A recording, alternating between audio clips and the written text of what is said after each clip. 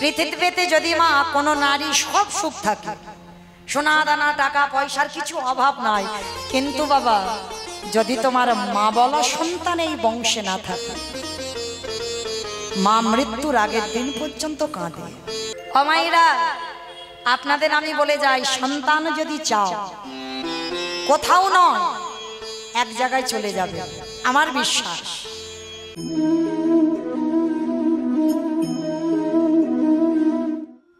আমাইরা ভজন কি করে করতে হয়, ভগবানকে কি করে ভালোবাসতে হয়,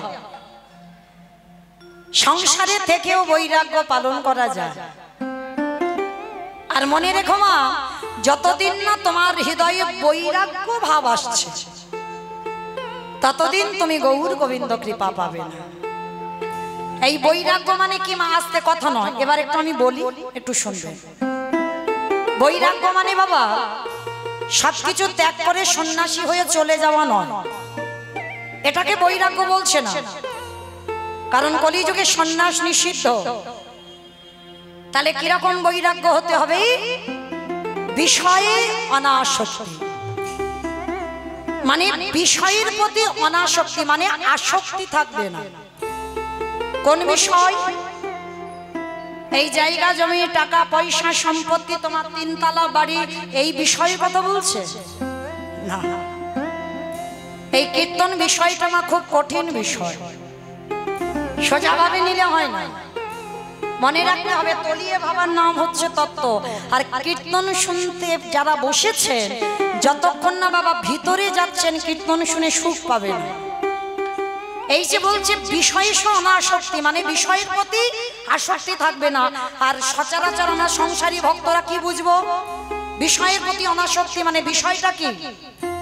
টাকা পয়সা ধন সম্পদ, এটাই তো বিষয় বলে। মহাজনেরা বলছে না, ও বিষয়ের কথা বলছে না। তাহলে কোন বিষয়? চোখের বিষয়, জিহ্বার বিষয়, কানের বিষয়, দেহের বিষয়, মনের বিষয়, এই বিষয়ের কথা বলছে। ভক্তি জগতে যারা নামবেন, সবার প্রথমে একটা কথা বলি দিমা, তাদের লালসা চলে যায়। লালসা মানে ভজন পথে যারা নেমেছে মা, লালসা চলে যাবে। যে রবিবার এলে সেই মাছ মাংস করে খেতে হবে, এটা তাদের থাকে না। যারা ভজন পথে নেমেছেন, কোন রকমে বাবা একটু আলু সিদ্ধ অন্ন হলেই হয়ে যাবে। কলির মানুষ তো একটু অন্নগত প্রাণ, ওটা দিতেই হবে। মানে কোন রকমের দিন চলার মতো একটু আলু সিদ্ধ অন্ন হলে হয়ে যাবে।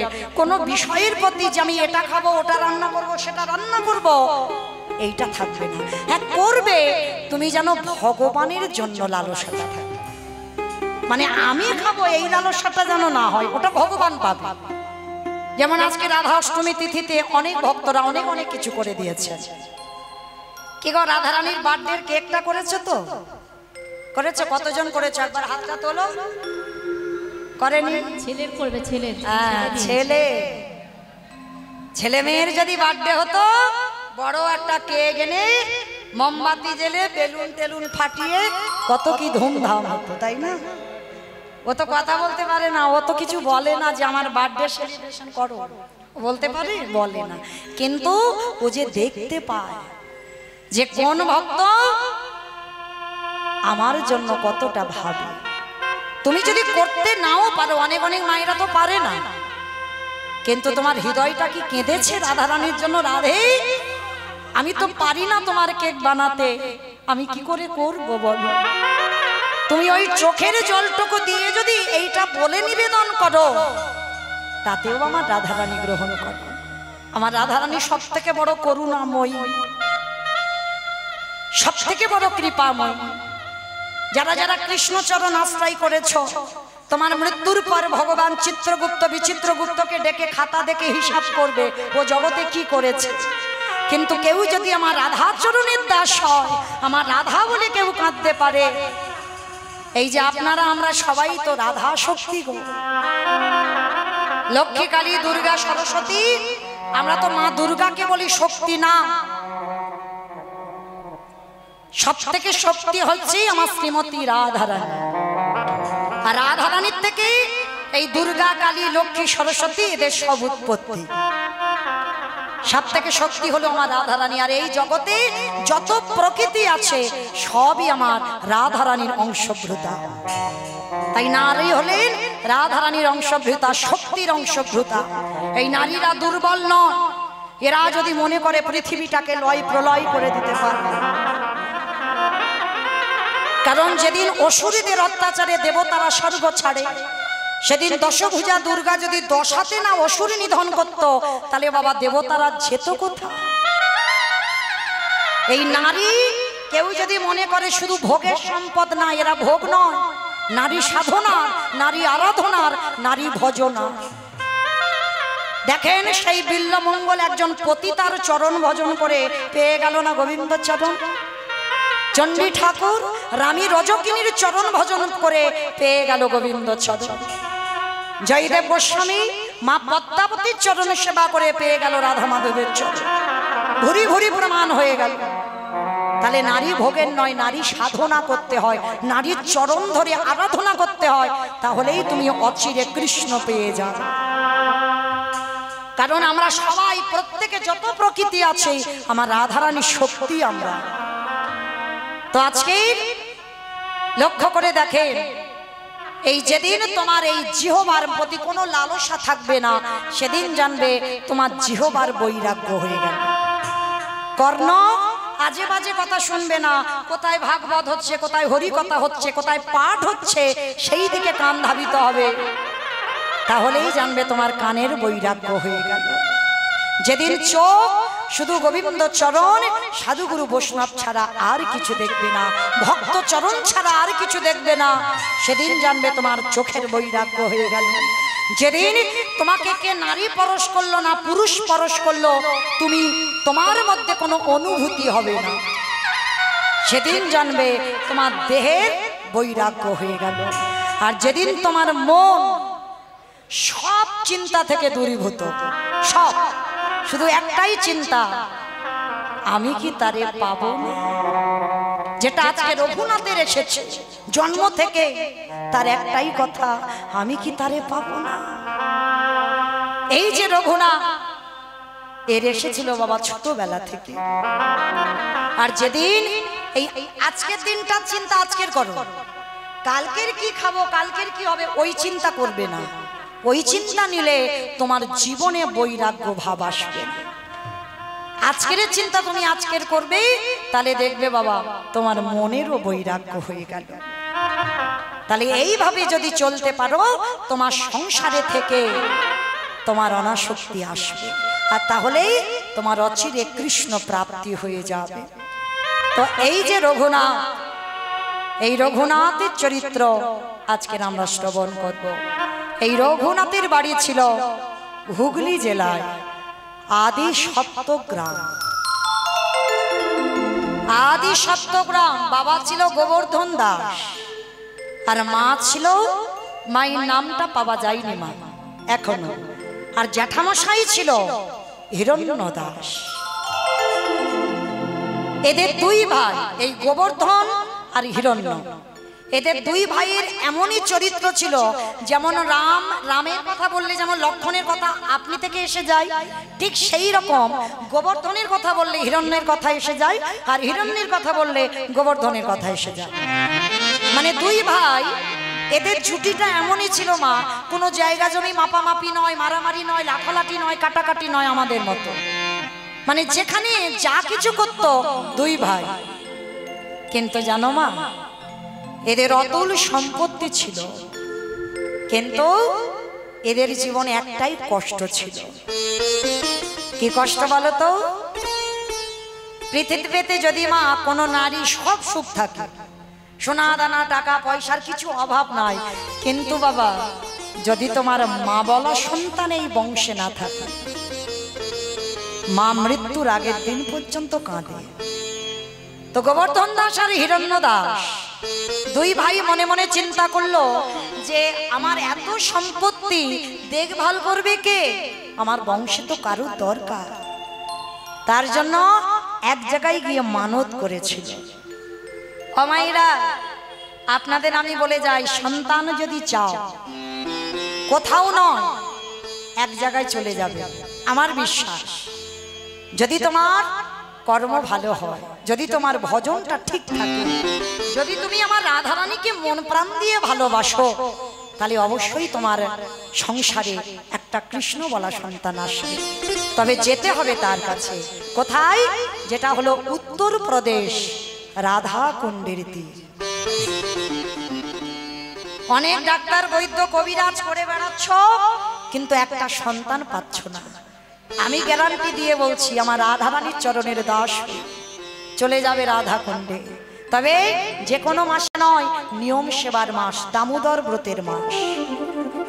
এই দামোদর ব্রতের মাসে রাধা কুণ্ডের তীরে গিয়ে রাত্রিবেলা রাধা কুণ্ডেতে স্নান করে নিজে আঁচলটা পেতে আমার রাধারানীর কাছে ভিক্ষা চাই। রাধা, তুমি যদি করুণাময়ী হও, তুমি যদি কৃপাময়ী হও, রাধে, আমার বংশে তোমার সেবার জন্য, তোমার চরণের দাসী হওয়ার জন্য আমার বংশে একটা কৃষ্ণগলা পাখি দিও। যদি নয়ন জলে তার চরণ ভাসিয়ে বলতে পারো না, আমার বিশ্বাস তোমার কৃপা হবেই হবে। যারা সব তীর্থে যেতে পারো না, একবার রাধা কুণ্ডে স্নান করবে। কারণ আমাদের দ্বারা বাবা একটু অর্থেরও তো দরকার। সব তীর্থে স্নান করতে গেলে পৃথিবীতে তো কম তীর্থ নেই। অত তীর্থে যাওয়ার অনেকের সময় নেই, অনেকের কর্মজীবী আমরা পারি না, অনেকে অর্থের অভাবে পারি না। কিন্তু একটা জায়গায় গিয়ে যদি স্নান করো, সব তীর্থ ওই একটা জায়গায় পাওয়া যায়, যেটা রাধা কুণ্ডের তীর। বাবা, এসব অনেক কাহিনী আছে, এ কাহিনী বলতে গেলে শেষ হবে না। আমার 9:30 পর্যন্ত আয়ু আছে। যাই হোক, আজকে সেই রাধা কুণ্ডে মানত করে এলো। আর যেই না মানত করে এসেছে, আমার রাধারানী এত কৃপাময়ী। হিরণ্য দাসের ঔরস নয়, গোবর্ধন দাসের ঔরসে জন্ম নিয়েছিল ওই আদি সপ্ত গ্রামে এক রাধারানীর সেবিকা, যার নাম হচ্ছে রঘুনাথ দাস। তবে মায়েরা একটা কথা মনে রেখো, ভজন করলে হবে না, ভজনটা যেন তোমার গোপী ভাবে হয়। রাধারানীর চরণের দাস হতে গেলে তোমাকে পুরুষ ভাব রাখলে হবে না। কি গো মায়েরা, এখানে আপনারা দেখতে পাচ্ছেন এই যে ভাইরা, এরা পুরুষ? ভুল কথা, এরা কেউ পুরুষ নয়, সবাই আমরা প্রকৃতি, সবাই নারী। পুরুষ তো একজন, যিনি হলেন অনাদিরাদি গোবিন্দ। এই প্রশ্নটা মীরাবাই সনাতন গোস্বামীকে বলেছিল। যখন মীরাবাই সনাতন গোস্বামীর সঙ্গে দেখা করতে গিয়েছিল না, সনাতন গোস্বামী বলেছিল, আমি নারী বদন দেখি না। তখন মীরা প্রশ্ন করেছিল, কে পুরুষ? পুরুষ তো আমার একজন, তিনি হলেন আমার বৃন্দাবন চাঁদ, যিনি হলেন আমার ব্রজেন্দ্র নন্দন কৃষ্ণ। আর যারা আছে সবাই আমরা প্রকৃতি। তাহলে কিসের পুরুষত্বের বড়াই করো?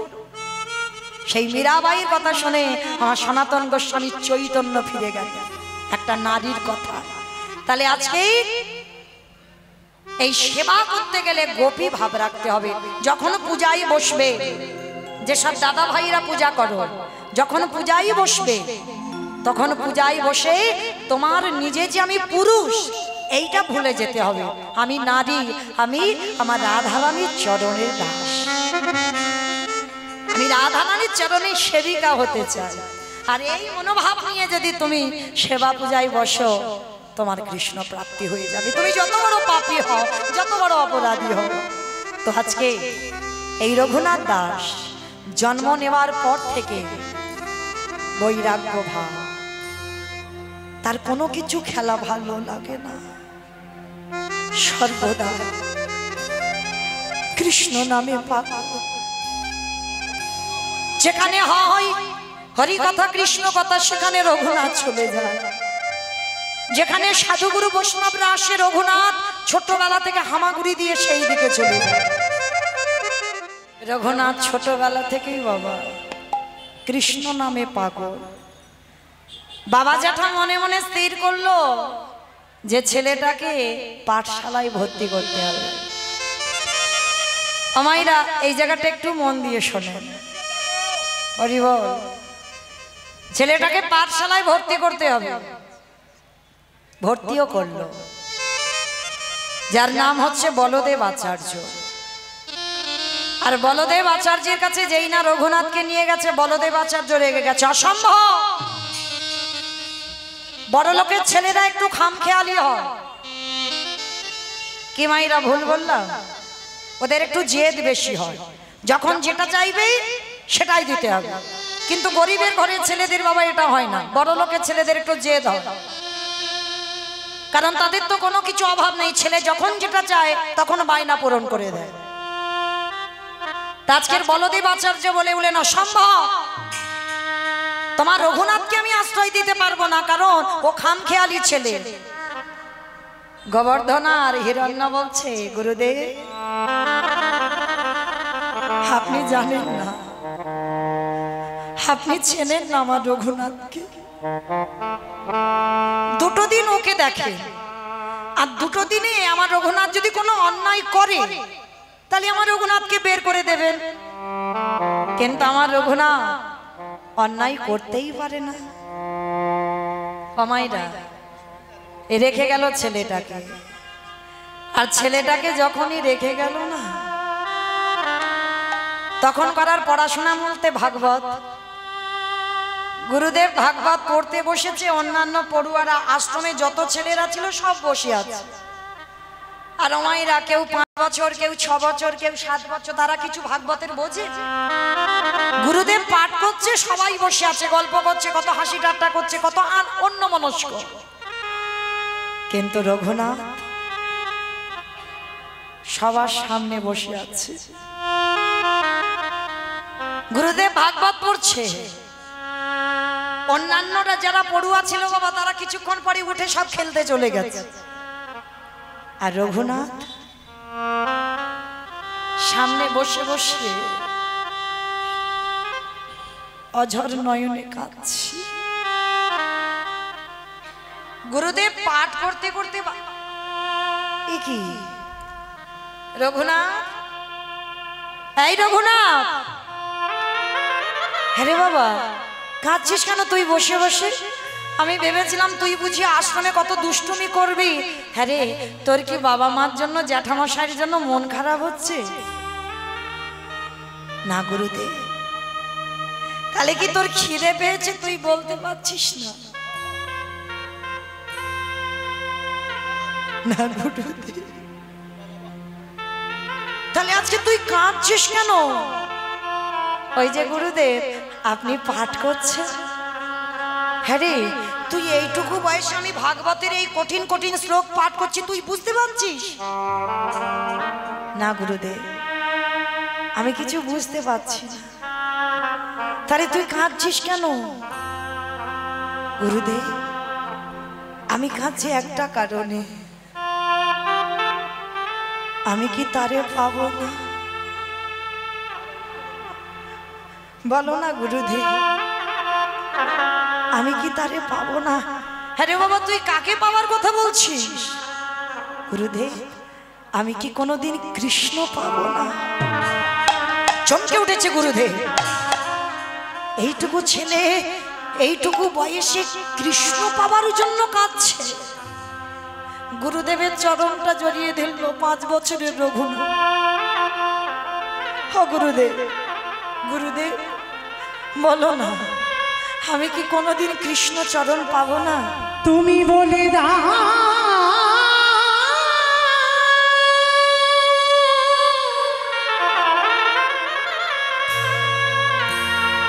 ও গো গুরু, গুরুদেব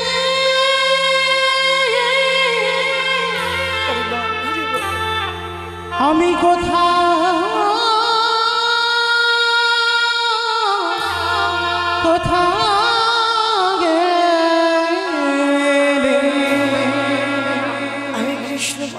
কোথা গেলে কৃষ্ণ দর্শন পাবো? বলদেব আচার্য রঘুনাথকে বুকে জড়িয়ে ধরল। ভাবি বাবা তোর এই যে এত অল্প বয়সে এত বৈরাগ্য ভাব, পাবি পাবি তুই কৃষ্ণ চরণ পাবি। আর ঠিক সেই সময় লক্ষ্মীরা উদ্ধার করে বেনাপুলের জঙ্গল থেকে নামাচার্য হরিদাস ঠাকুর এসেছিল বলদেব আচার্যের ঘরে। আর রঘুনাথ এমনই একটা ছেলে ছিল জানো মা, সবাই ওই হরিদাস ঠাকুরকে দেখে সবাই পঞ্চাঙ্গ প্রণাম করছে। মানে পঞ্চাঙ্গ প্রণাম মানে কি মা, আমরা নারী জাতি তো আমাদের ষষ্ঠাঙ্গে দণ্ডবত প্রণাম করা নিষিদ্ধ। আমাদের হাঁটুটা মাটিতে রেখে হাত জোড়ো করে প্রণাম করতে হবে, কিন্তু কোনোদিন মাটিতে যেন কেউ ভুল করে শুয়ে পড়ে প্রণাম করো না, ওইটা পুরুষদের। তো আজকে যেই না বাবা এই রঘুনাথ দাস সমস্ত ভক্তরা সবাই তো পঞ্চাঙ্গ প্রণাম, আর আমার রঘুনাথ কি করেছে জানো? রঘুনাথ হরিদাস ঠাকুরকে দেখে ষষ্ঠাঙ্গে দণ্ডবত প্রণাম।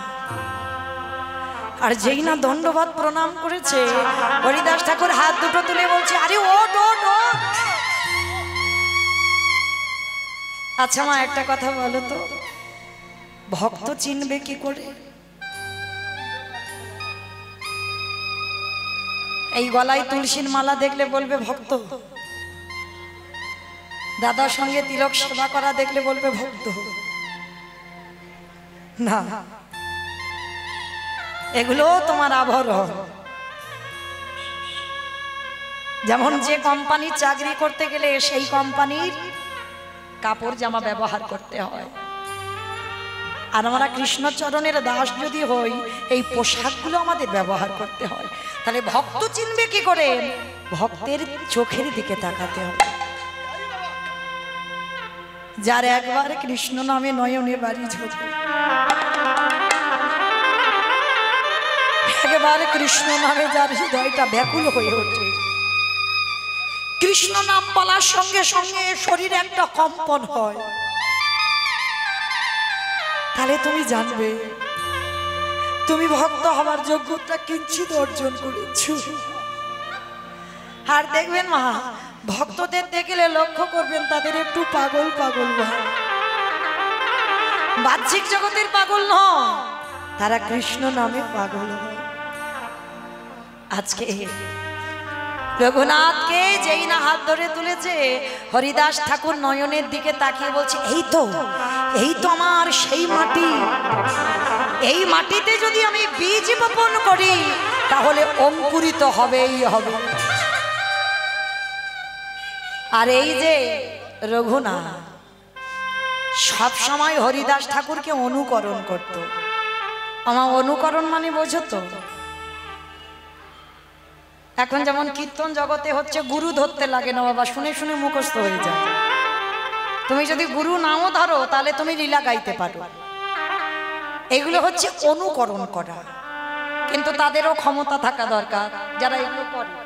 ভালো, আমি খারাপের জন্য বলছি না বা খারাপও বললাম না।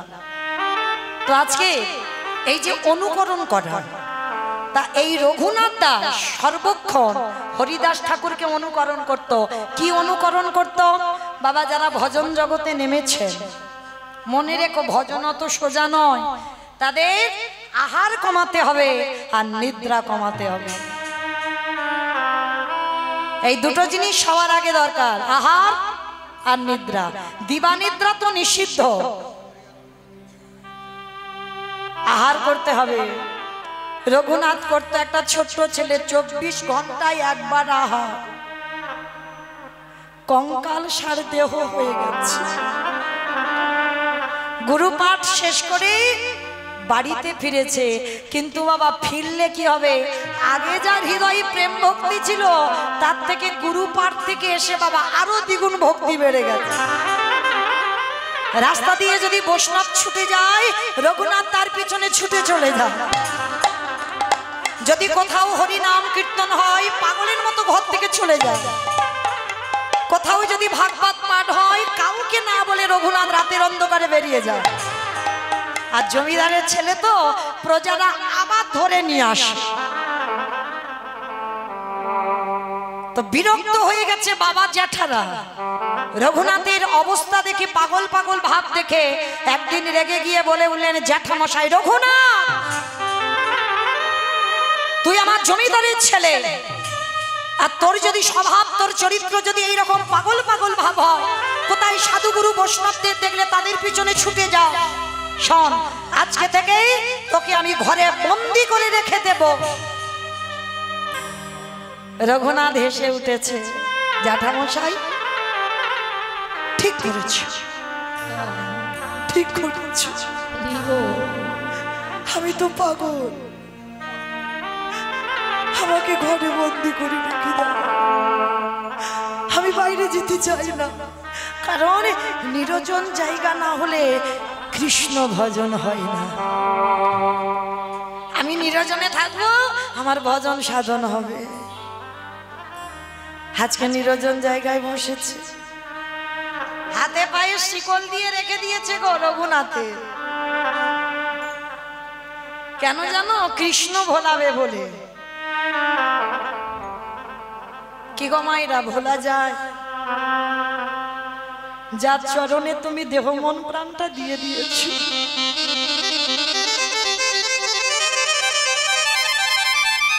পারবে তুমি তাকে ভুলতে? হাজার চেষ্টা করবে,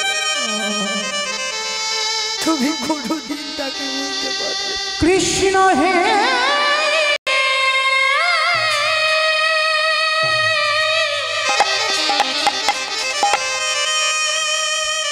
দেখা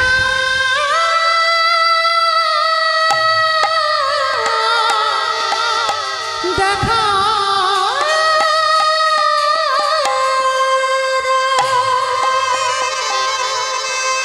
রঘুনাথ নিরজনে বসে কাঁদছে, এক সপ্তাহ কিছু খাইনি। বাবা জ্যাঠা খাবার পাঠাচ্ছে, সব খাবার রেখে দিয়েছে। যখন জ্যাঠামশাই খবর পেল রঘুনাথ কিছু খাচ্ছে না, রাতের অন্ধকারে রঘুনাথের কাছে এসেছে জ্যাঠামশাই। রঘুনাথ, শুনলাম তুমি নাকি কিছু খাচ্ছ না, কি হয়েছে তোমার? তুমি জানো তুমি জমিদার বাড়ির ছেলে, আর তোমার এই স্বভাব মানায় না। কি গো, যে কৃষ্ণ নামে একবার ডুবে যায়, তার এই বাহ্যিক জগতের কিছু ভালো লাগে না।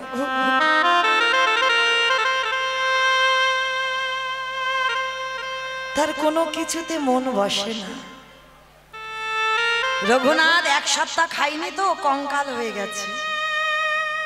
আর এর আগে তো বাবা 24 ঘন্টায় একবার আহার করে,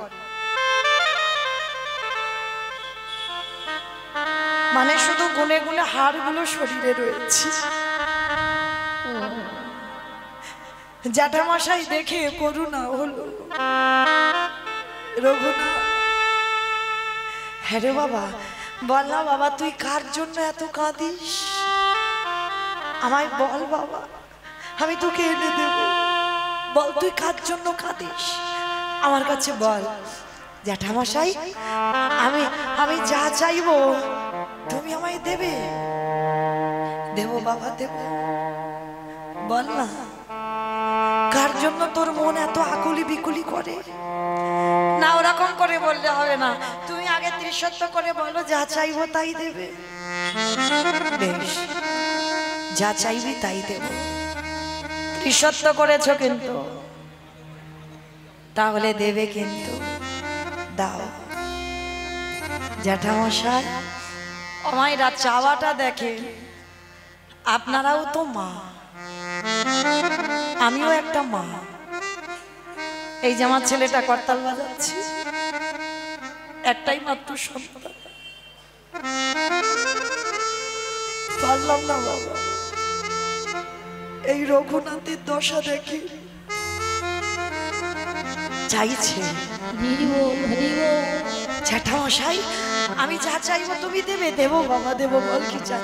তাহলে দাও। কৃষ্ণ এনে দাওয়া আমারে, কৃষ্ণ এনে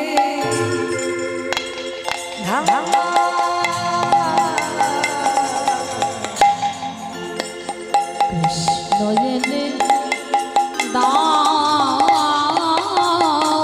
আমারি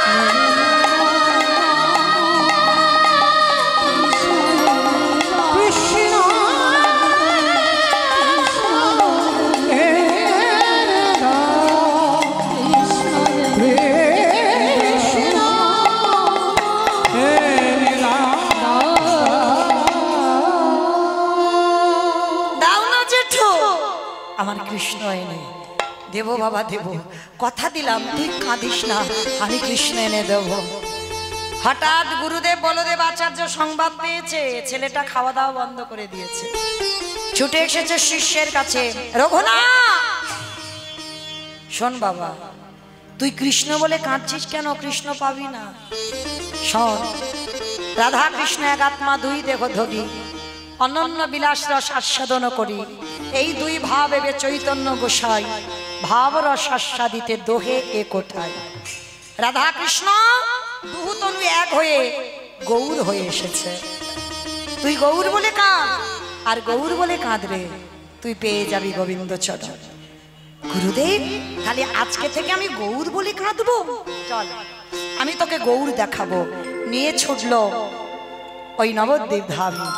আর নদিয়া নবদ্বীপ ধামে গিয়ে খবর পেল নিমাই 24 বছর বয়সে সন্ন্যাস নিয়ে চলে গেছে।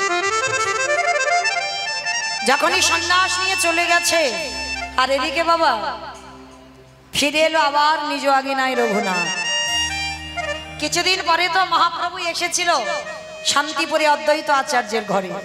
আর যখনই অদ্বৈত আচার্যের ঘরে এসেছে, সংবাদ যখন হিরণ্যদাস আর গোবর্ধন দাস পেয়েছিল, আমার রঘুনাথকে নিয়ে ওই নিমাইয়ের সঙ্গে দেখা করতে গেল। আর দেখা করতে গিয়ে একেবারে রঘুনাথ নিমাইয়ের সামনে দাঁড়িয়ে ষষ্ঠাঙ্গে দণ্ডবত প্রণাম। আমার মহাপ্রভু বলছে, আরে ওঠ ওঠ ওঠ ওঠ। নয়নে নয়নে মিলন হলো। নিতাই চাঁদকে বলল, দাদা যাও, আমার সেবার থালাতে যে প্রসাদী আছে তুমি রঘুনাথকে দাও। এগো মায়েরা, ভগবানের উচ্ছিষ্ট প্রসাদ পাওয়ার জন্য যোগী মুনি ঋষিরা যুগ যুগ ধরে কাঁদে, তারা পায় না। আর রঘুনাথ প্রথম দর্শনে ভগবানের উচ্ছিষ্ট প্রসাদ পেয়ে গেল, কৃপা হয়ে গেল। বেশ কিছুদিন ওই শান্তিপুরে অদ্বৈত আচার্যের ঘরে আমার মহাপ্রভু চরণ সেবা করলো। এইবার যাবার সময় হয়েছে প্রভু। আমার মহাপ্রভু বলছে, রঘুনাথ এইবার আমি পুরী ধাম যাত্রা করব। আমি জগন্নাথ ধামে রথযাত্রা, আমি ওখানে যাব। প্রভু আমাকে সঙ্গে করে নিয়ে চল। রঘুনাথ তোমার বাবা আছে, তোমার মা আছে, তোমার জ্যাঠামশাই আছে, তোমার জমিদারি আছে, চাই না, চাই না প্রভু, আমি কাউকে চাই না। এরা আমার কোন বাবা মা? প্রভু কতবার আমার জন্ম হলো, কতবার আমার বাবা হলো, কতবার আমার মা হলো, এরা তো প্রকৃত বাবা মা নয়, আসল পিতা তো তুমি। আমি জানি প্রভু ওরা আমার জড় জগতের বাবা মা, আমার দেহ জগতের বাবা মা, কিন্তু আসল বাবা মা তো নয়। আমি যাব। রঘুনাথ তুমি আমার কথা শোনো, তোমার এখনো সেই বৈরাগ্য এসেছে প্রভু, আমি তো সব ত্যাগ করে দিয়ে এসেছি। শোনো রঘুনাথ, মর্কট বৈরাগ্য ধারণ করবে না। মর্কট বৈরাগ্য মানে ওই যে বিষয় বৈভবে লালসা থেকে বৈরাগ্য, এগুলো হয় না। রঘুনাথ কৃপা সময় হলে আমি তোমাকে টেনে আনবো। তুমি যতই ছটফট করো না কেন, তুমি আসবে আর চলে যাবে, কিন্তু যতদিন না আমার ইচ্ছা হয় কোনোদিন তোমার ইচ্ছা পূর্ণ হবে না। কি গো মায়েরা, তুমি একটা ইচ্ছা করলে যতদিন না ওইটা আমার ভগবানের ইচ্ছা হয় সেই ইচ্ছা তোমার পূরণ হবে না। হাজার তুমি ইচ্ছা করতে পারো, যেমন কুম্ভকর্ণ ইচ্ছা করেছিল আমার ইন্দ্রত্ব চাই, তখন ভগবান কায়দা করে আমার সরস্বতী বাগবাণীকে ওই যে কুম্ভকর্ণের কণ্ঠে বসিয়ে বলে দিল ইন্দ্রত্ব নয়, আমি নিদ্রা চাই। কেন? কারণ ওটা আমার ভগবানের ইচ্ছা ছিল না যে কুম্ভকর্ণ ইন্দ্রত্ব দখল করুক। তাহলে মনে রাখতে হবে, মনুষ্য জীবনে যতদিন না আমার ভগবানের ইচ্ছা হয় ততদিন তোমার ইচ্ছা পূর্ণ হবে না, আর যেদিন আমার ভগবানের ইচ্ছা হবে সেদিন তোমার ইচ্ছা পূর্ণ হয়ে যাবে। তাই গৌর হরি বল, হরি বল। তো আজকে লক্ষ্য করে দেখেন, রঘুনাথ ফিরে এলো ঘরে, কিন্তু আসবার সময় একটা জায়গায় দাঁড়ালো, যেটা হচ্ছে পানিহাটির মেলা। আর পানিহাটির মেলাতে যেই না দাঁড়িয়েছে, সেখানে সমস্ত ভক্তদের আগমন হয়েছে, সমস্ত ভক্তদের ভিড় জমেছে। আর রঘুনাথ দেখে তো অবাক, এ কি এত ভক্তদের ভিড়, এত ভক্তরা কোথা থেকে এলো? সঙ্গে সঙ্গে রঘুনাথ গিয়ে আমার নিতাই চাঁদের চরণে আশ্রয় নিয়েছে। আর যেই না নিতাই চাঁদের চরণে পড়ল, নিতাই চাঁদ বলে উঠলেন, আরে চোর চোর চোর। মামা কাকে বলছে? বড় লোকের ছেলে রঘুনাথকে বলছে চোর। কেন বলছে চোর? আর অন্যান্য ভক্তরা যারা ছিল তারা তো অবাক হয়ে গেল, ও মা রঘুনাথের ছেলে, হরি বল, এরা গোবর্ধন দাসের ছেলে, আর এত ভালো ছেলেকে বলছে চোর। কিন্তু কেন চোর বলল? এই জগতের সংসার মাঝে নিতাই চাঁদের কৃপা যতদিন না হয়, আমার গৌর চাঁদের কৃপা হবে না। আরে রঘুনাথ কি করেছিল? আমার নিতাই চাঁদের কৃপা না পেয়ে আমার সরাসরি গৌর চাঁদের চরণে গেছে। তাই তো সংসারে ফিরে আসতে হলো।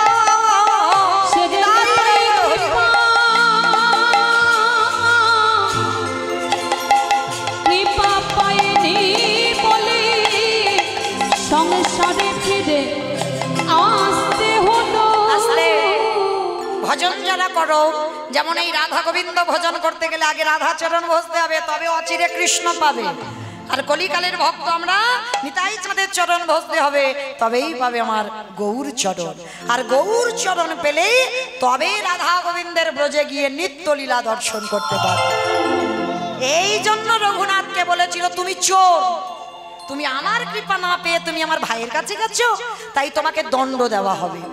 ওমা, আমাকে কি দণ্ড, কি শাস্তি দেওয়া হবে? হোক। বলছে অন্য কোনো শাস্তি নয়, আজকে এই পানিহাটির মেলাতে যত ভক্তরা এসেছে সবাইকে তুমি চিরা দধি খাওয়াবে। আজও যারা যাবেন পানিহাটির মেলায় ভক্তদের উৎসবে দেখবেন সেখানে চিড়ে দই খেতে দেওয়া হয়। যত দোকানে দোকানে চিড়ে দুধ দই ছিল, মিষ্টি চিনি সন্দেশ মিষ্টি যা ছিল সব ওই গোবর্ধন দাস আর রঘুনাথ দাসের বাবা জ্যাঠা দুইজনে সমস্ত কিছু কিনে পানিহাটির মেলাতে ওই ভক্তদের বিতরণ করলো।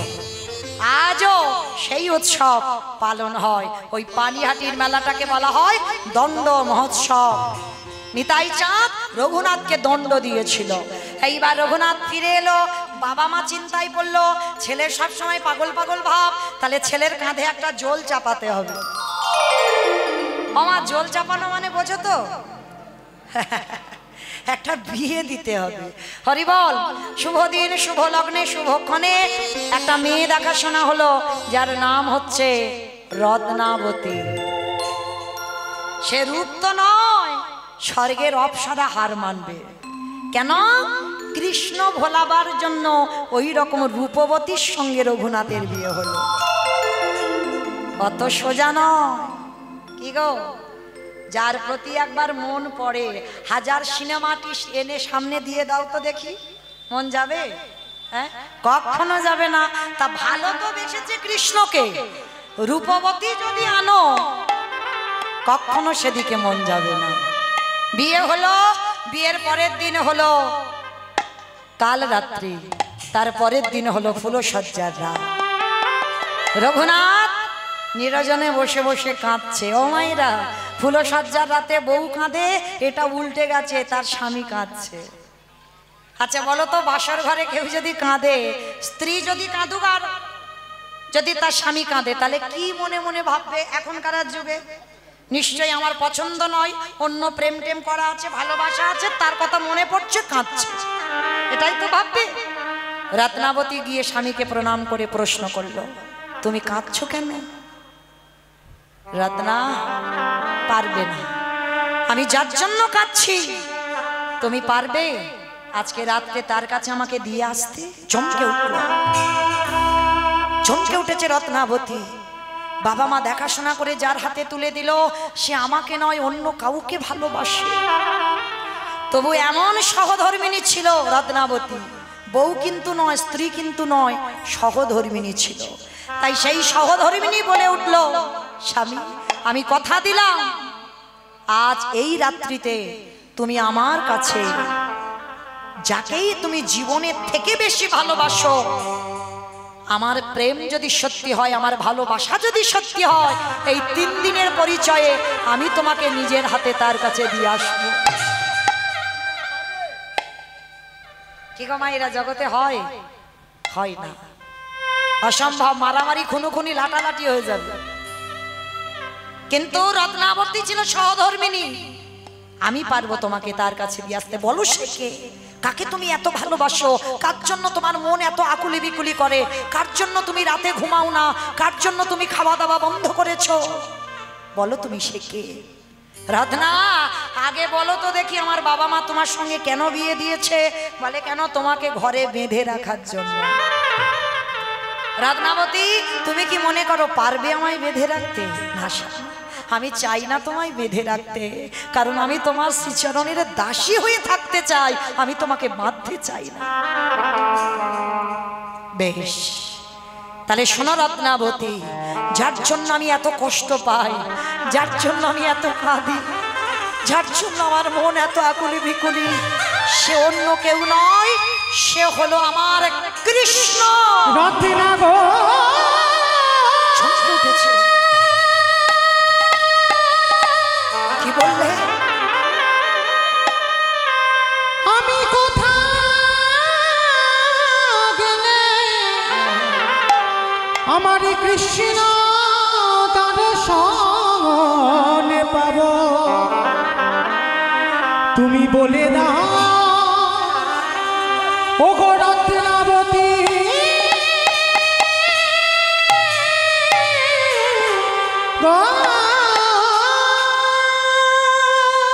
বেশ রত্না পারবে দিতে? বেশ স্বামী আমায়রা কেমন নারী দেখো, চিরজনমের মতো শেষবারের মতো স্বামীকে প্রণাম করে ওই ফুলসজ্জা রাতে চিরজনমের মতো স্বামীকে বিদায় দিল।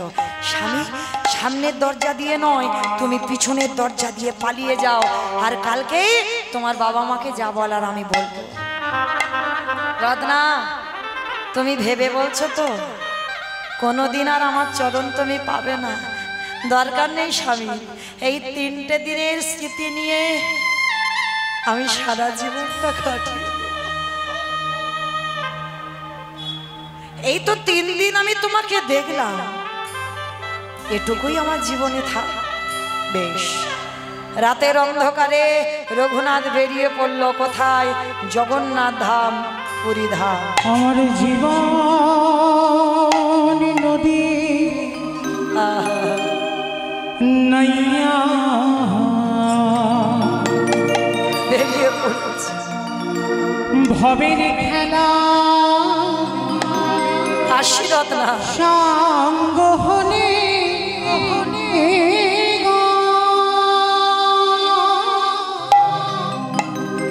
একেবারে দিও পার করিয়া জীবন নদীর নাইয়া হাসি রত্নাবতী জীবন নদী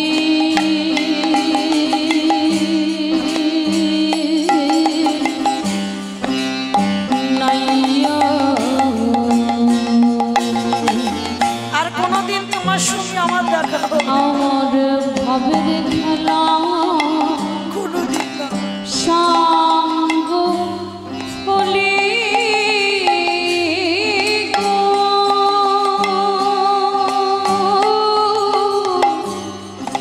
দিও পরে করিয়া আমার জীবন নদী নাইয়া সবকিছু আমি ত্যাগ করলাম।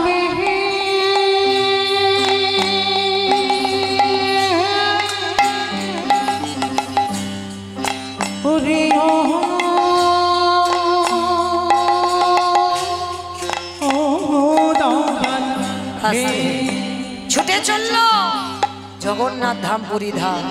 আর গিয়ে যেই না দাঁড়িয়েছে, আর ওই জগন্নাথ ধামে গিয়ে কি করেছে জানো? লোকের দ্বারে দ্বারে ভিক্ষা করে রঘুনাথ। জমিদারের ছেলে, আপনারা আমরা কত টাকা রেখেছি ব্যাংকে, জমিদারের ছেলে হয়ে তার অবস্থা দেখো। বাবা জ্যাঠা যখন খবর পেল রঘুনাথ পুরী ধামে আছে, চাল ডাল অর্থ বস্ত্র পাঠায়, আর রঘুনাথ পুরী ধামে সেগুলো গরিব ভিখারিদের দান করে। মহাপ্রভু যখন খবর পেল রঘুনাথ ওইগুলো দান করছে, রঘুনাথের ওই স্বরূপ দামোদরের দ্বারা খবর পাঠিয়েছিল, স্বরূপ তুমি গিয়ে রঘুনাথকে বলো, রঘুনাথ আমি এগুলো পছন্দ করি না, কারণ তোমার বাবা জ্যাঠা অন্নদান বস্ত্রদান অর্থদান করে বলে তোমার বাবা জ্যাঠার অহংকার। আমি চাই না ওই জমিদারি থেকে তুমি কিছু নিয়ে তুমি এই জগন্নাথ ধামে শ্রীক্ষেত্রে দান করো। রঘুনাথ যখন শুনতে পেল, খবর পাঠালো সপ্তগ্রামে, আর কিছু আসে না, এইবার দাঁড়ে দাঁড়ে ভিক্ষা করে। মহাপ্রভু বলল, রঘুনাথ লোকের বাড়িতে চেয়ে খাবে, এটা আমি পছন্দ করি না। কি গো, ঘষে মেজে নেবে না? যে কতটা কষ্ট সহ্য করতে পারে দেখি।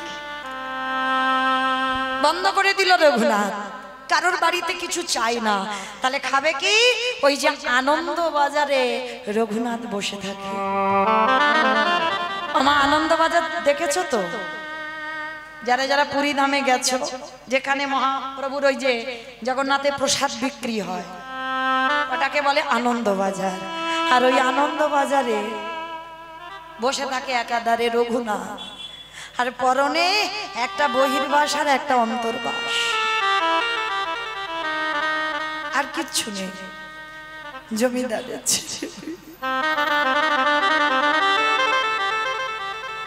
বসে আছে। আর যেগুলো বিক্রি হয় না, কেউ যদি রঘুনাথকে বলে এনে খা একটু, রঘুনাথ খায়। মহাপ্রভু বললেন ওগুলো আমি পছন্দ করি না, ওকে যে কেউ ভিক্ষা দেবে আরো খাবে এটাও আমি পছন্দ করি না। কি গো মা, তাহলে সব পদ বন্ধ, তাহলে খাবে কি? ভক্তের পরীক্ষাটা দেখো। জগন্নাথের রান্নাঘর যারা দেখেছেন, ওই রান্নাঘরের পাশে দেখেছেন একটা নালা মতো আছে? দেখেছো? কতজন জগন্নাথের রান্নাঘর দেখেছো? দেখি তো একবার। খুব ভালো, খুব ভালো। ওই জগন্নাথ ধামে গেছে গো, শুধু ওই সমুদ্রের জন্য নয়, অনেক কিছু আছে। যেই জগন্নাথ সেই আমার কৃষ্ণ। কৃষ্ণের নাভি জগন্নাথের নাভিতে প্রতিষ্ঠিত করা আছে। জগন্নাথ দেখা মানে তোমার কৃষ্ণ দেখা হয়ে গেল। কারণ যেদিন আমার ভগবানের যদুবংশ ধ্বংস হয়েছিল, সেদিন কৃষ্ণের নাভিটা ওই জগন্নাথের নাভির সঙ্গে প্রতিষ্ঠিত করা হয়েছিল। যখনই কাঠ বদলানো হয়, ওই নাভিটাকে বের করা হয়, আবার নতুন কাঠে নাভিটা প্রতিষ্ঠা করা হয়। আজও আছে হরিদাস ঠাকুরের সমাধি, এগুলো দর্শন করতে হয়। আজও আছে গম্ভীরা, আজও সেই প্রদীপ, আজও সেই কাঁথা, সেই শিখর, মহাপ্রভুর পাদুকা আজও আছে। ভক্তির নয়নে নিয়ে গেলে দর্শন হয়। আর যারা শুধু সমুদ্রে ঢেউ খাবার নয়ন নিয়ে যায়, তাদের দর্শন হয়। তো আমার এই জগন্নাথ ধামের এই যে রান্নাঘরে এই যে নালা আছে না, আর ওই নালাতে প্রসাদ ভেসে যাচ্ছে, মানে যেগুলো পচে গেছে, পোকা হয়ে গেছে, অনেক দিনের প্রসাদ। আর রঘুনাথ তো কারোর কাছে হাত পেতে কিছু খেতে পারবে না, কেউ দিলে কিছু খেতে পারবে না, তাহলে তো মরে যাবে না খেয়ে খেয়ে। 1 সপ্তাহ 15 দিন হয়ে যাচ্ছে কিছু খাচ্ছে না। রঘুনাথ ভাবছে, জগন্নাথ আমি আমার ভগবানকে ডাকবো কি করে গো? কিছু তো খেতে হবে। ওই নালা দিয়ে জগন্নাথের পচা পচা ভেসে যাচ্ছে প্রসাদ। আর যখন পচা গলা প্রসাদ ভেসে যাচ্ছে, রঘুনাথ খিদের জ্বালায় আঁচলা করে তুলে নিয়েছে। যেই না আঁচলা করে তুলে নিয়েছে, প্রসাদটা তো বুকে ধরেছে, চোখের জলে প্রসাদটা ধুয়ে যাচ্ছে। হে হে দয়াময়, তুমি আমার অপরাধ ক্ষমা করো। আমারে যে বড় ক্ষুধা পেয়েছে, তাই তো খিদের জ্বালা সইতে না পেরে আমি এই পচা গলা প্রসাদে একটু বদনে দিলাম। ও গো দয়াময়, আপনাদের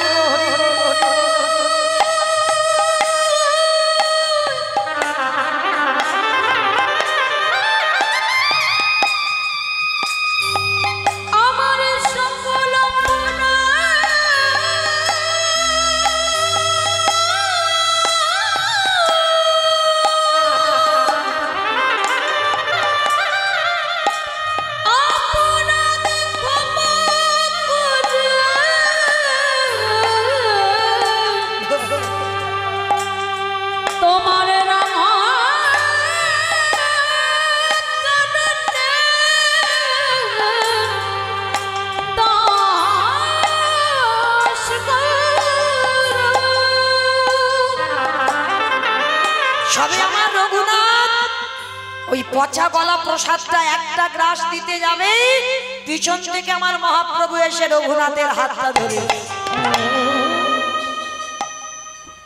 কি রে একা একা খাবি, আমায় একটু দিবি না? আমি যে ভক্তির একটু প্রসাদ পেতে ভালোবাসি না। না গৌর হরি না, ওই কথা বলো না, বলো না। এই প্রসাদ পচে গেছে, পোকা পাইছে, তুমি দেখো।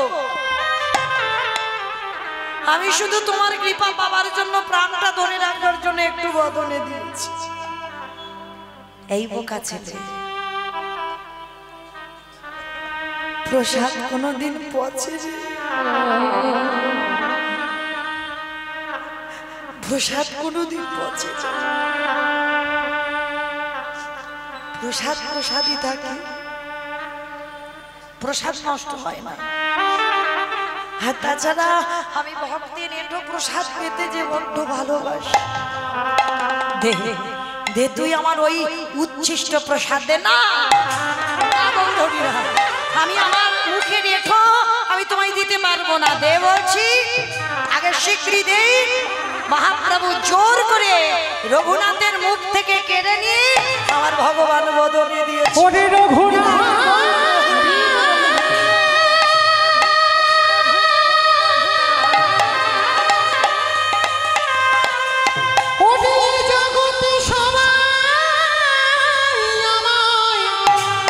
ভালোবাসে বটে বটে, কিন্তু তোর মতো করে নয়ন জলে কেউ না।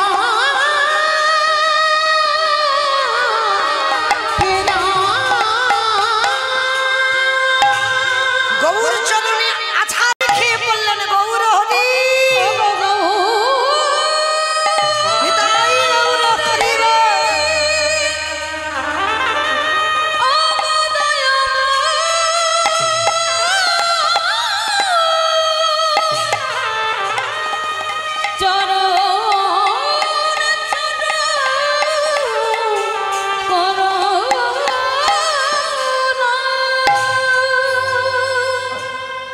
কৃপা হয়ে গেল, গৌর কৃপা পেয়ে গেল। কিরে নিতাই কৃপা হলো, গৌর কৃপা হলো, এবার তো ব্রজে বাস হবে। বল কিছু, যা যেখান থেকে তোর উৎপত্তি, যেখান থেকে আসা, সেইখানে যা। চলে গেল রাধা কুণ্ডের তীর। আর এই রাধা কুণ্ডের তীরে যেখানে মানত করে পেয়েছিল রঘুনাথকে, এই দামোদর গত নিয়ম সেবার মাসে সারাদিন গিরি গোবর্ধন পরিক্রমা করে আসে।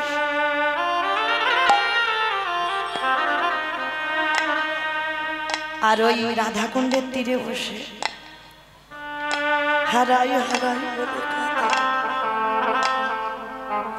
বলো না, আমি কোথা গেলে তোমায় পাবো?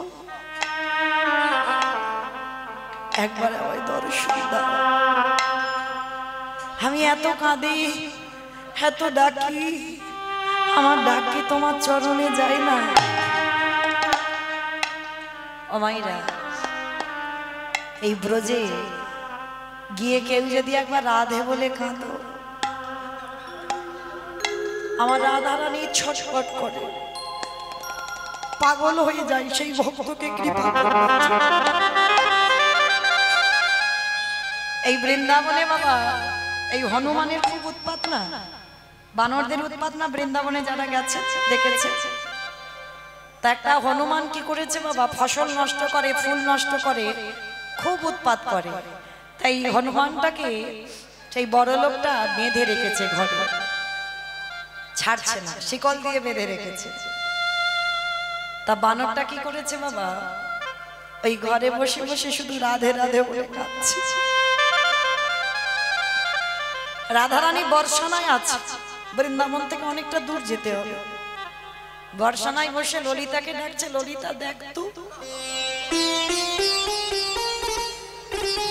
দেখ না কে আমায় রাধে রাধে বলে কাঁদছে। বলে হয়তো কোনো ভক্ত টক্ত হবে, বলে একবার জানা দেখে আয় না বৃন্দাবনে গিয়ে। তা ললিতা সাধারণ নারী হয়ে এসেছে, খুঁজে দেখছে কোথা থেকে আওয়াজটা আসছে। সাধারণ নারী হয়ে ললিতা এসেছে, আর এসে দেখছে এক বড় লোকের বাড়িতে একটা বানরকে বেঁধে রেখেছে, আর সেই বাঁদরটা ছাড়া পাচ্ছে না, বসে বসে কাঁদছে রাধে রাধে বলে।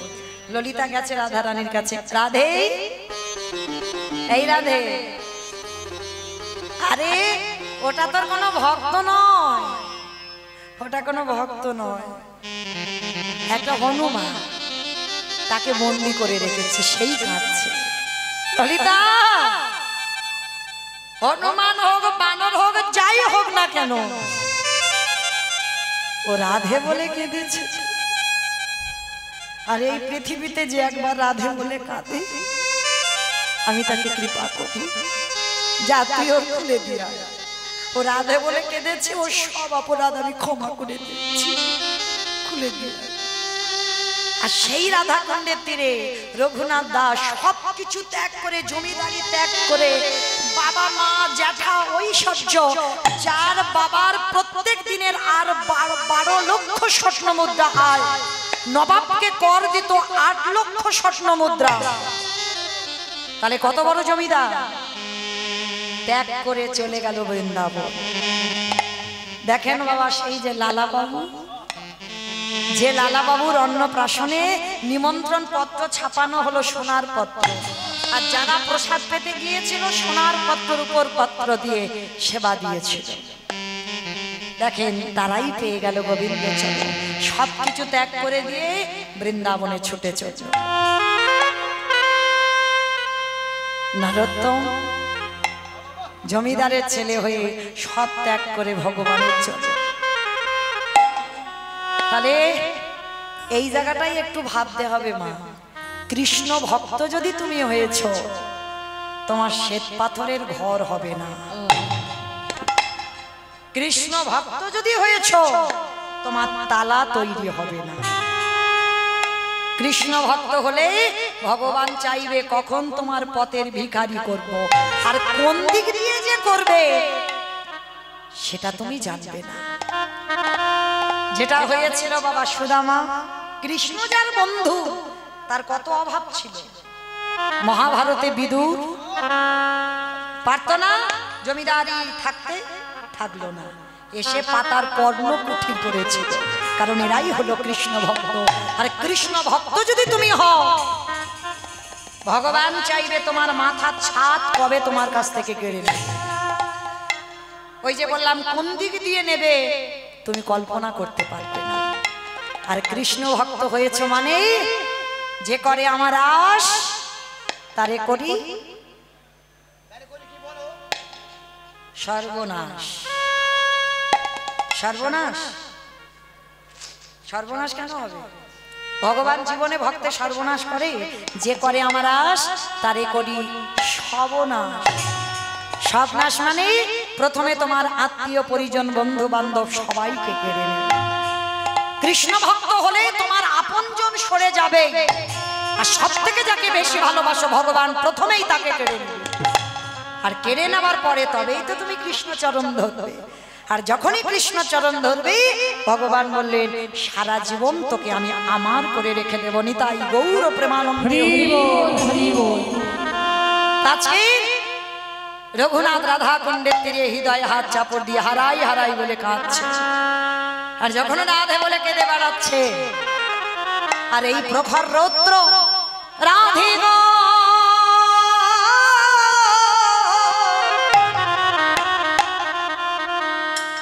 ও গো আমার কৃপাময়ী, ও গো আমার প্রেমময়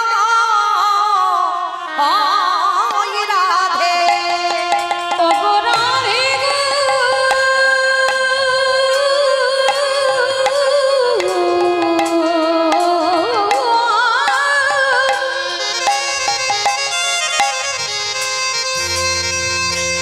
একেবারে কৃপা করে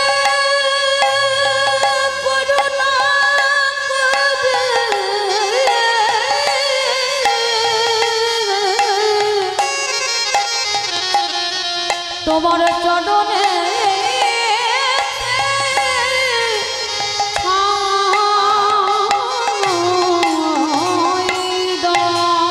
প্রখর রোদে মাটিতে শুয়ে আছে আর রাধারানী এসে নিজের উড়ানিটা নিয়ে রঘুনাথের ছায়া করে দাঁড়িয়েছে। রঘুনাথ পিছনে তাকিয়ে দেখছে এক সুন্দর রমণী। কে মা তুমি? সে কি রে, আমার এত ডাকিস আমায় চিনতে পারলি না? যেই না রাধারানীকে সামনে দেখেছি, তুমি তুমি সেই আমার করুণাময়ী, সেই আমার কৃপাময়ী রাধে। কিন্তু আমি তোমায় একাকে দেখতে চাই না। আমি তো সর্বদা যুগল ভজন করেছি, তাহলে যুগল কই? হরি বল। আর আমার রাধারানী যেখানে যাবে আমার গোবিন্দ থাকতে পারে কি গো? ও বেটার প্রেম ভালোবাসা তো আজকে থেকে নয়, ও ভালোবাসা সেই সুতিকা মন্দির থেকে। আমার সুতিকা মন্দির মানে বোঝো? গোয়ালঘর, গোয়ালঘর। সুতিকা মন্দির মানে গোয়ালঘর, আতুর ঘর। আতুর ঘর থেকে ভালোবাসা। সেই যে বাবা, এর একটা বড় কাহিনী আছে। যেমন রাধারানী গোবিন্দের আল্লাদিনী শক্তি, কিন্তু ধরার মাটিতে এসেছিল বিশ্বভানু রাজার কন্যা হয়ে। পদ্মফুল এই পূজাইতে অবশ্যই করে আমার রাধারানীকে পদ্মফুল নিবেদন করতে হয়। কেন না, পদ্মপুরাণ বলছে রাধারানী আবির্ভূত হয়েছিল পদ্মফুল থেকে। পূজাতে পদ্মফুল অবশ্যই লাগে। তো যখনই এই জন্ম নিয়েছিল বাবা, তখন আমার রাধা অন্ধ হয়ে জন্মেছিল। কেন জন্মেছিল অন্ধ হয়ে? এর একটা কাহিনী আছে। সেই যে অভিমন্যু ঋষি তপস্যা করেছিল ভগবানের বউকে আমার বউ করে পেতে চায়। তা ভগবান বলেছিল, আসতে তুমি মুনি মানুষ, তোমার কি মাথার গন্ডগোল হয়েছে? হ্যাঁ, তুমি আমার বউকে তোমার বউ করে পেতে চাও? বলে হ্যাঁ, আমি ওটাই চাই। বলে অসম্ভব, আমার বউ তোমার বউকে দিতে পারি না, আর কোনোদিন আমার বউ তোমার বউ হবে না। বলে ঠিক আছে, দিতে হবে না, তাহলে তুমি চলে যাও। কিন্তু এমন কঠিন তপস্যা করেছিল অভিমন্যু, তখন বাবা স্বর্গমর্ত পাতাল থরথর করে কাঁপছে।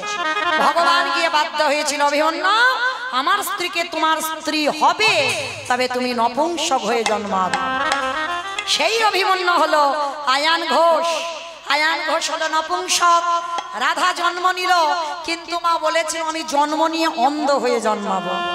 আমি যতক্ষণ না বধূ তোমার দর্শন পাচ্ছি, আমি ততক্ষণ চোখ মেলে দেখব না। অন্ধ হলো যখন বিশ্বভানুর ঘরে জন্ম নিল, চোখে দেখতে পায় না। আর কীর্তিদা মানে রাধার মা হচ্ছে কীর্তিদা, কীর্তিদা আর গোপালের মা যশোদা, এরা হচ্ছে বান্ধবী মানে সই। অমাইরা দেখবেন মেয়েদের পেটে একতলা ভাত হজম হয়, একটা কথা হজম হবে না। ও 20 বছর পর হলে ও পেটের ভিতরে ফুটফাট করে ফুটবে, কখন বেরোবে? আর যদি কোনোদিন সেই স্কুল বা কলেজ লাইফের বান্ধবীর সঙ্গে দেখা হয়, ও সব বলে ফেলবে গড় গড় করে। ওই জন্য প্রত্যেক দাদা ভাইদের বলে রাখি, সবকিছু বলো, নিজের গোপনের খবর যেন নিজের বউকে বলো না। ওই একদিন না একদিন বাবা ও বলবেই বলবে, কারণ এটা অভিশাপ। যুধিষ্ঠির মহারাজ আমার মা কইছে, কর্ণের কথা বলে দিয়েছিল না বাবা, বলতে বলতে ফুরাবে না। যাই হোক, কুন্তিকে অভিশাপ দেওয়া। এইবার সেই যে আমার যখন যশোদা কীর্তিদার মেয়েকে দেখতে এলো, গোপাল এসেছিল। আর গোপাল যখন কোলে আছে, যশোদা ছাড়ে। এইবার গোপাল বলছে, মা তুমি ছাড়বে না তো? এমন কায়দা করব তুমি নিজেই ছেড়ে দেবে। এইবার গোপাল দুষ্টু ছোট ছোট হাতে ওই গজমতির মালাটা ধরেছে। আর মতির মালাটা ধরে যশোদা তো শোয়ের সঙ্গে গল্প করে যাচ্ছে কীর্তিদার সঙ্গে। আর গোপাল কি করেছে, একবার করে নামছে, যশোদা আবার তুলে নেয়। এইবার বলে, মা নামাবে না তো? এবার এমন কাজ করব তুমি নিজেই নামাবে। মতির মালাটা ধরে এমন ছিঁড়ে দিল, ঝরঝর করে মতি পড়ে গেল। মা যশোদা রেগে গিয়ে গোপালকে বলছে,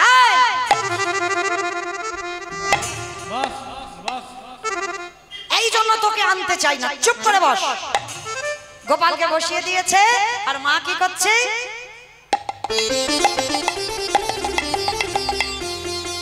মতি ঘুরাচ্ছে।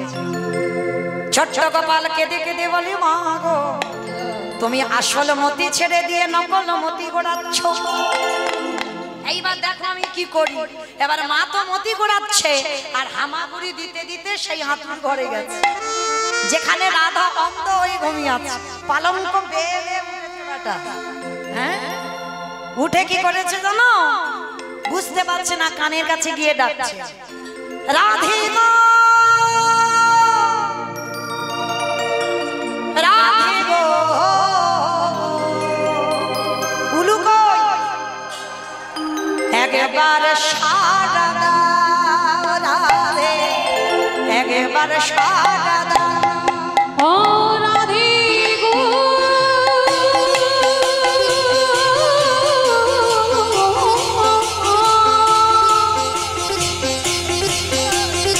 রাধে গো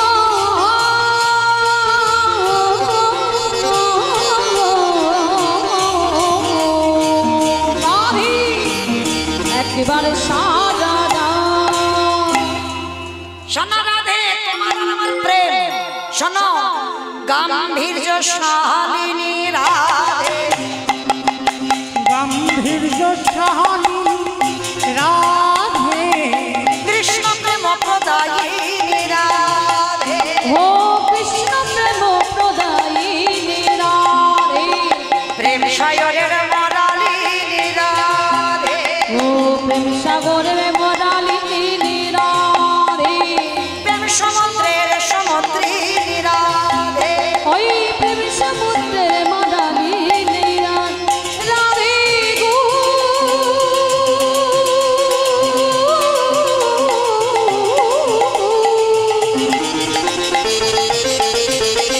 রাধে গো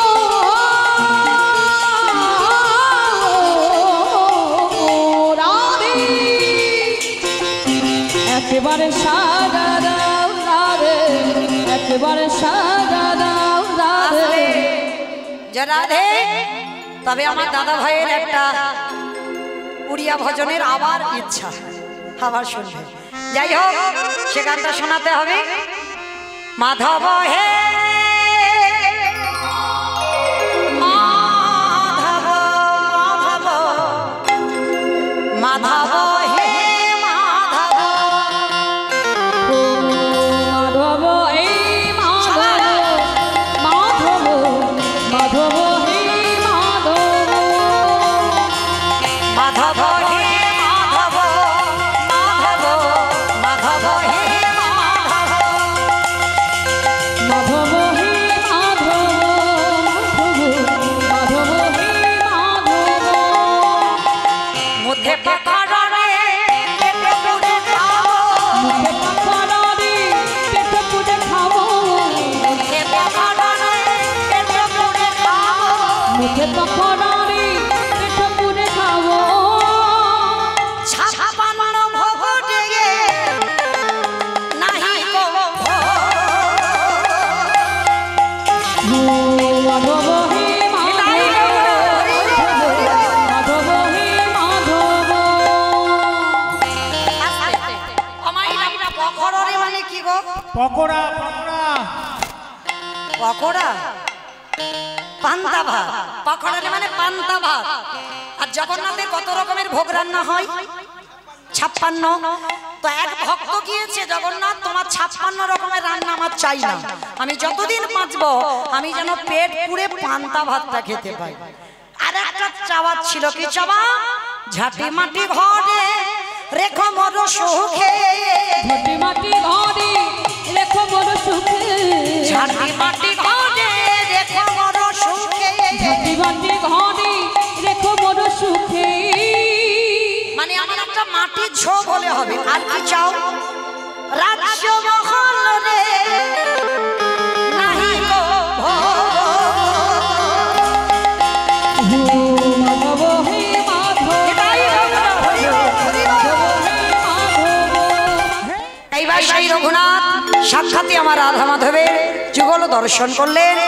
আর সমস্ত ভক্তরা সবাই ঘেরি বেরি হয়ে আমার সাক্ষাতে শুধু রঘুনাথ দাস একা নয়, সেই রাধা কুণ্ডের তীরে আমার রাধা গোবিন্দের যুগল মাধুর্য দর্শন করলেন। শ্যামের বামে, শ্যামের বামে, শ্যামের বামে দাঁড়াইল নবীন কিশোরী গো। শ্যামের বামে দাঁড়াইল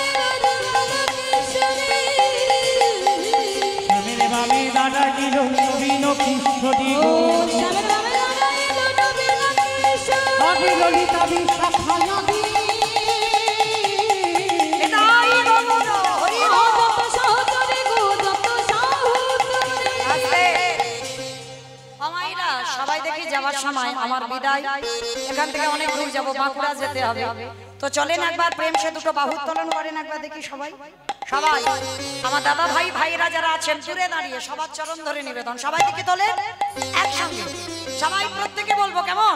পদ্মের পাতা হে পাতায় দিচ্ছে ও পদ্মের পাতায় পাতায় দিচ্ছে করতালি ও পাতে ঢোপাতায় পাতায় দিচ্ছে করতালি পদ্মের পাতায় পাতায় দিচ্ছে করতালি আরে গান রাসে লাগে রামা ওই চরণ মাধুরী গো চরণ মাধুরী নিতাই গৌর হরি নিতাই গৌর হরি বল নিতাই গৌর গৌর হরি বল। ভক্ত আর ভগবানের মিলন হইল প্রেমানন্দে সবে মিলে হরি হরি হরি বল